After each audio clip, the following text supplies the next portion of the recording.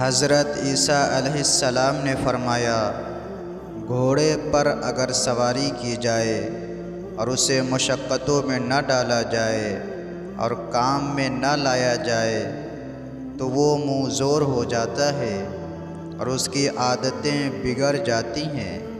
اسی طرح دلوں کو اگر موت کی یاد سے نرم اور عبادت کی عادتوں سے آشنا نہ کیا جائے تو وہ سخت ہو جاتے ہیں۔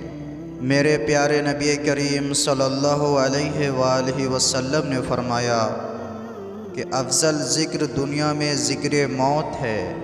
جب رات کو بستر پر لیٹتے ہو تو موت کو یاد کر لیا کرو اور سفید کفن کو یاد کر لیا کرو۔